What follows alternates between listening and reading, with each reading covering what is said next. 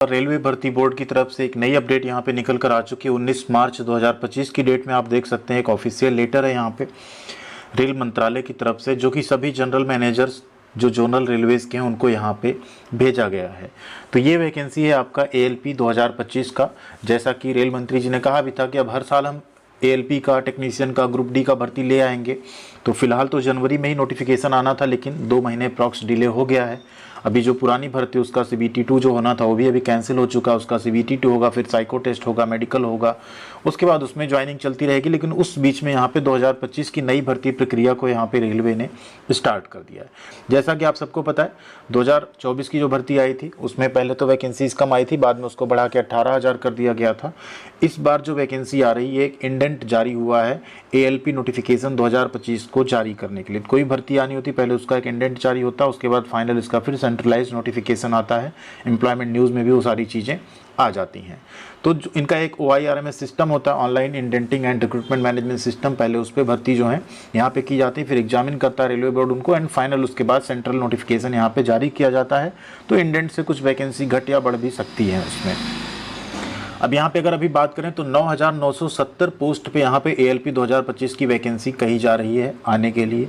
अब यहाँ अगर वैकेंसी की बात करें तो ये सेंट्रल रेलवे में 376 पोस्ट, ECR में 700, ईस्ट कोस्ट रेलवे में 1461, ईस्टर्न रेलवे में 768, यहाँ पे स्टार लगा है।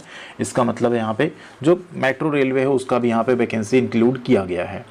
NCR में 508 सीट, NER में 100, NFR में 125, नॉर्दर्न रेलवे 521, NWR में 679, SCR में 989, SECR में 568, साउथ ईस्टर्न रेलवे SER में 796, साउदर्न रेलवे में 510, वेस्ट सेंट्रल रेलवे 759 और वेस्टर्न रेलवे में 885, मेट्रो रेलवे कोलकाता 225। टोटल यहाँ पे वैकेंसी हो जा रही है 9,970। इसमें जो ER एंड SER की 225 वैकेंसीज हैं वो मेट्रो रेलवे कोलकाता की जो 100 और 125 हैं उसी में एक्चुअल में इंक्लूडेड हैं। ठीक है, तो यहाँ पे जो आपका ER है उसका 868 मतलब 768 प्लस 100 ये हो जाएगा, और जो यहाँ पे SCR है उसका 921 रहेगा, 796 प्लस 125 यहाँ पे मेट्रो रेलवे की हो जाएगी। इस तरीके से यहाँ पे ये एक इंडेंट नोटिफिकेशन आप सबके लिए आउट हुआ है।